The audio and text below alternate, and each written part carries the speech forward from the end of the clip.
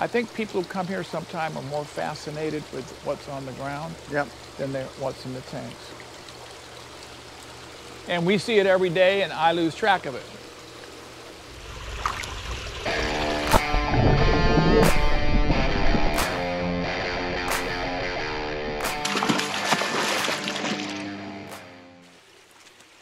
Hey everybody, welcome back to Florida Exotic. Today we're going to check our Marmalade Trewavasaes.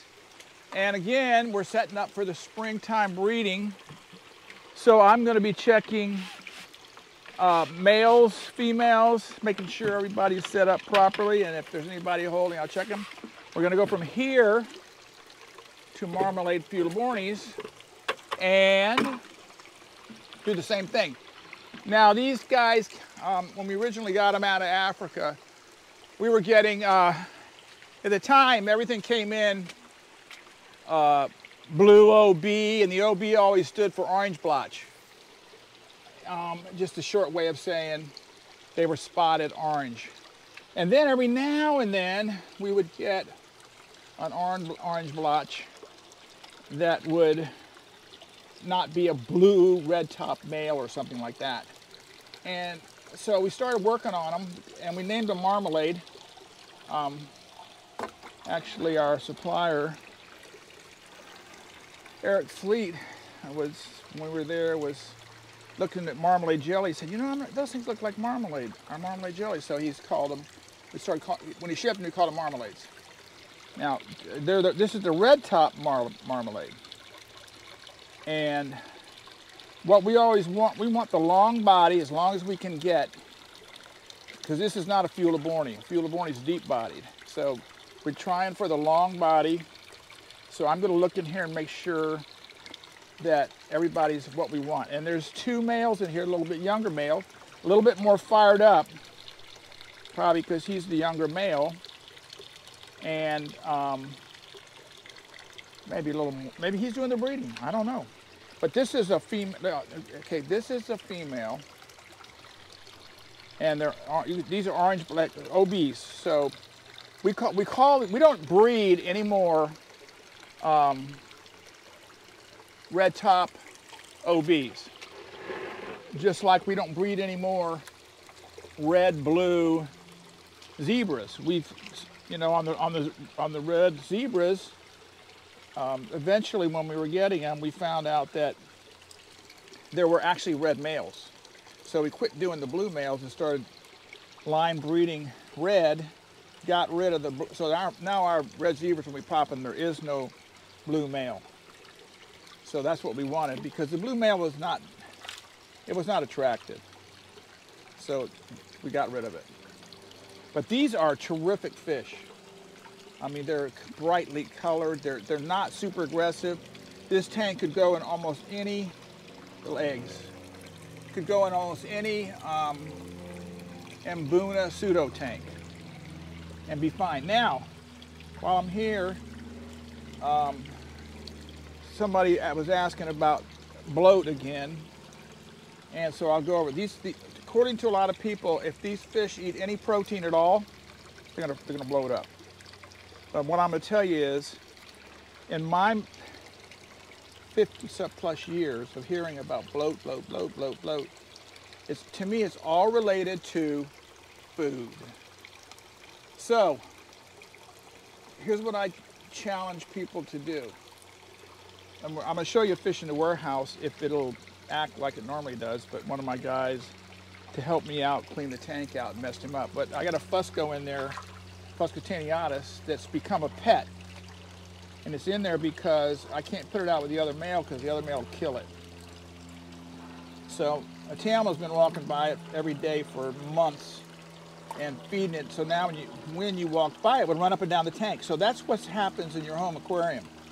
It's the most fun time of the day. You come home, your fish are running up and down the front of the glass looking for food, and you feed it. And you don't know that when your kid got home from school at 3, the fish was running up and down the side and the kid fed it. And you don't know that everybody else in your household fed it that day. And that happens for weeks or even maybe not even for weeks, maybe for 3 or 4 days. And all of a sudden, the fish become lethargic. They get stringy poop. And all of a sudden, people are screaming Malawi bloat, Tanganyikan bloat.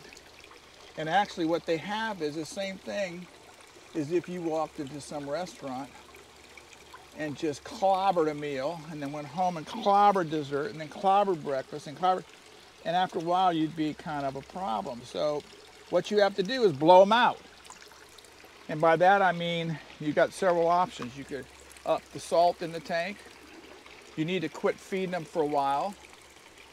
If they really get bad, you need to get them in some kind of metronidazole bath. And what will happen is if you don't take care of it, there will be a problem. The gut is backed up on all these fish people talk about. Labeotropheus, Fuellebornis, etc. They have a different gut pattern lengthwise than the other fish, than hap and some of the other pseudos. So they process food at a different rate, and they can get backed up. So now they're backed up. So now a secondary problem is they get an infection, and now you got a problem. So now you got to feed with a metro type blowout food, and then you got to maybe follow it up with some kind of a food that will take care of any bacteria or something to build up in their gut. It's just a food problem. So my suggestion is figure out how much food you're going to feed your fish per day in the tank. All they'll eat in 5 minutes, period, the end. Then split it up 3 or 4 ways and say, hey, Freddie, you can feed it in the morning. Hey, Susie, you can feed it in the afternoon. Hey, I'll feed some. And let them all take turns. But if you let everybody feed your fish, it's the most fun time of the day. Absolutely, I love it. I love watching these fish going nuts. By the way, let me show you something here, Glenn. While I was walking by here, these guys are, I'm just gonna go here real quick, because last time we were in here, these guys were not fired up, but these guys are actively, these are Cichlids, actively spawning right now. And so these males are exhibiting their true get crazy color. So they weren't doing that the other day. But that's what they look like. Now this is a good male, a breeder right now.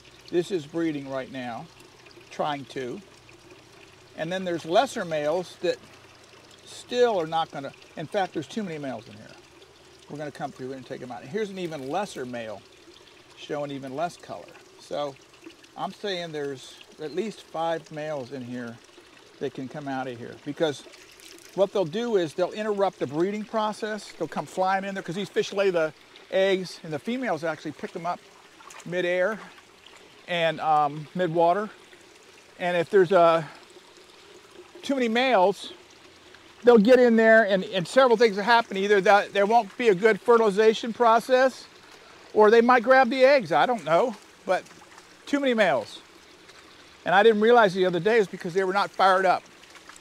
Now they're fired up. So now what I'm gonna do is we're gonna go check the Marmalade Fuellebornis, but I've got a Fuelleborni down here that I have been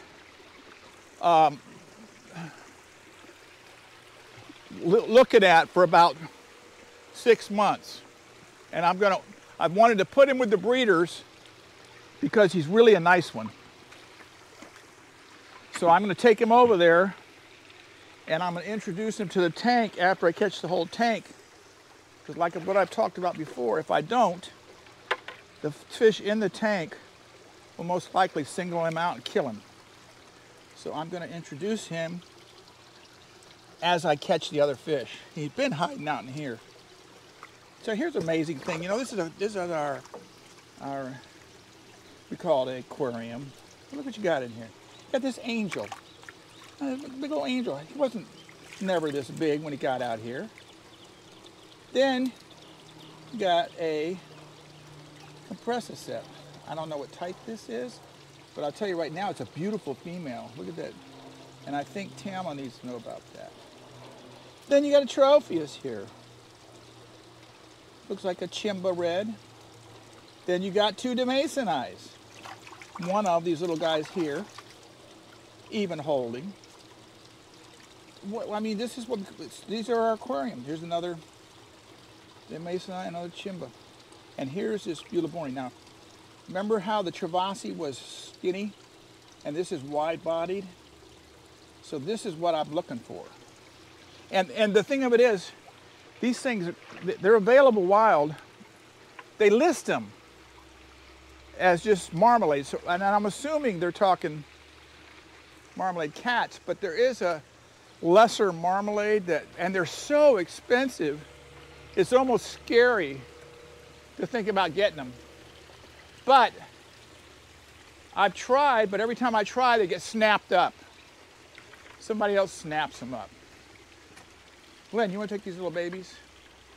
And then I'll say, oh, this big net. Now, we never would put those Trewavasae babies in with Fuelleborni babies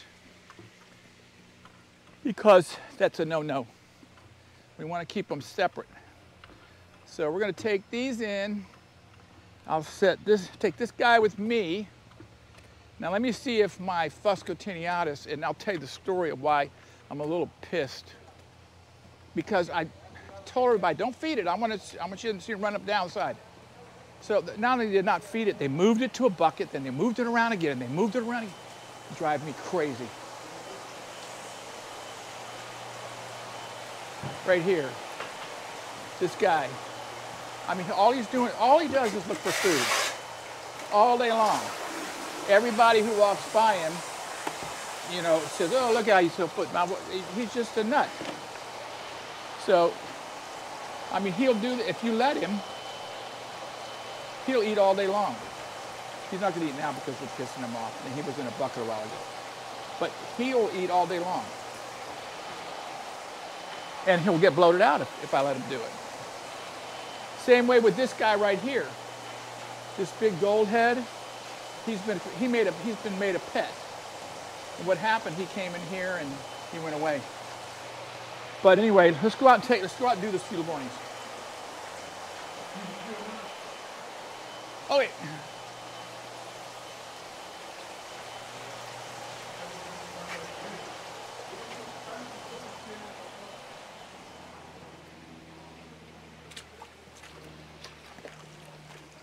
More mollies. It's kind of tough out here for mollies. There are some predators. What the heck is this?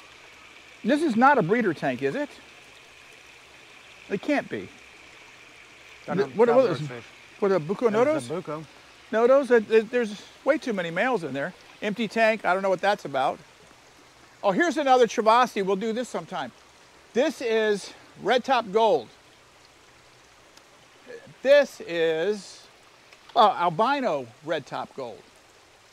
I don't know if you can see them well, but anyway. No, sunshine. Uh-oh. Too much glare.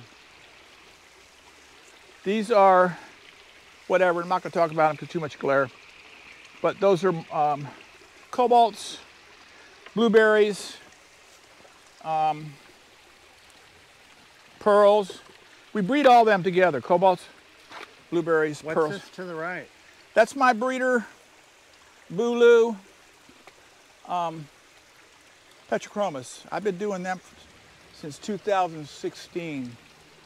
In fact, the other day I was watching a video of a guy named John Carlin, and he was interviewing me at the FTFFA convention, and I was talking about my Bulus, and I didn't realize I'd had them that long because I didn't put them aside for a while, babies, and then finally I got some coming up from a friend, and then grew them up, and now I'm hoping they're going to breed. Now here's my Fuellebornis, and I'm going to let this male, while I'm messing around with these guys, let him go. So now these guys are all disturbed, and I'm hoping this male here, because I only see one male in here, I'm hoping he's not going to go beat the crap out of the other one. But anyway, a little bit bigger. Now the Fuellebornis I like, the really, I'm probably going to sort through these eventually, but I like these females, more orange. Wide body. But yeah, and wide body. I'm not real happy. Well, here's another nice male, but he's probably not the breeder. But I don't particularly like this female type. So I'm gonna probably come back here in a couple days and drain it better. Oops. Let's see what we got going here. Can you hold that bucket there? Drain it better. These guys, you know, they're picking at the algae all the time, but they can't keep it under control. This time of year, it's impossible. So I'll probably pull out guys like this. I'll pop it now if it's poppable. I'll probably pull out guys like this and not breed with them. And that'll put out good babies, but I'm like I said, we're setting up breeders for the summer. That one will go bye-bye. This is another. They're very dark. They're like a gauze. Yeah. I like this. To me, this is far more attractive. You know, some people like on OB, this is more attractive. But some people like on OB peacocks, they like the blue variety. And some people like the red variety. They all come out, we get multiple colors on OBs. OB zebras. I mean, OB peacocks. But you know, this is a good little population. Oh, and I think, I can't remember what year, but I took 6 pair of these to the show in Tampa, and I never had been there before. And they told me, you see, you know, everybody else, if you look around, they just took 1 pair of fish because the judges have to judge you on all 6 pair. And that's really, you know, you've probably been better off. I said, well, you know, and then they said, but where, are those your 6 best pair? And I said, no, I've got 100 more pair at home like that. Well, anyway, they judged me on my 6 best pair, all 6 pairs. And that year we won best in show. Not only best in egg layer, but best in the entire show on those. And I got a magazine cover. You can see how this guy, this is a young male. So that size, beautiful. Marmalade cat, Fuelleborni. I don't know where the cat came from. I don't know. But that's what we were calling them. But this is a great fish. One of my favorites. You'll hear me say that over and over again. But they're not really breeding well right now. They're just starting. So anyway, great. You want to carry that bucket? On the way back, you want me to show you those red-top Trewavasaes and albinos? Well, let's go that way, over there, and that way I can grab them. Don't fall. Okay, I'll show you the other 2 types of Trewavasaes we breed. A lot of these fish we still haven't had a chance to show you. Here's Strigatus in here, which is related to the Hap compressicep. Can't see it. Glenn's shoving me in the back because he doesn't want me to stop because you can't see him. Hey, okay, here's, I'll show you these first.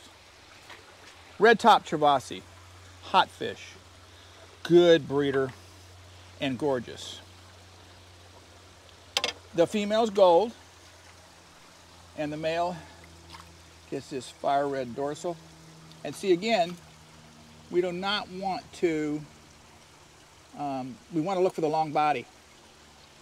And this is a great one. This is a young male, not really fired up. If I took those other males out of there, he would become fired up, but right now he's not. And then this is a female, so the females are gorgeous too. This is what we like. This is what moves in these Mbuna pseudo-types, Labeotropheus, whatever. This is what moves, is when you have a nice colored female, like along with the male.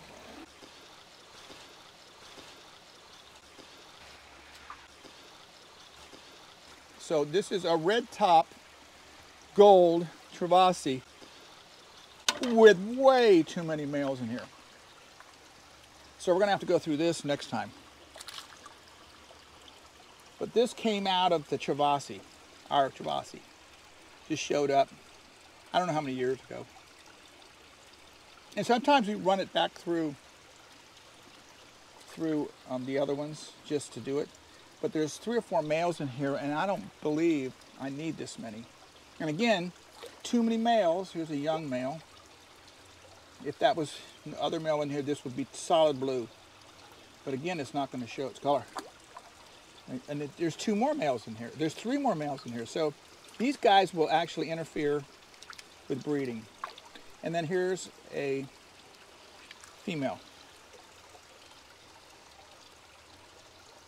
Cool. They're nice. So anyway, that's a little bit about the Fuelleborni group, Trewavasae group, and a little bit about the overfeeding. So thanks for being here. Be sure to, remember we're going to be in Aquashella in a couple of weeks. Wait a minute. Yeah, a couple of weeks. Come see us. We're be hanging around. We'll be walking around. We'll be at the Extreme booth, wherever we're going to be. Come up and talk to us. We have t-shirts, and we'd like to see you there. Subscribe, like us, and share us with your friends. And thanks for being on the farm again with us.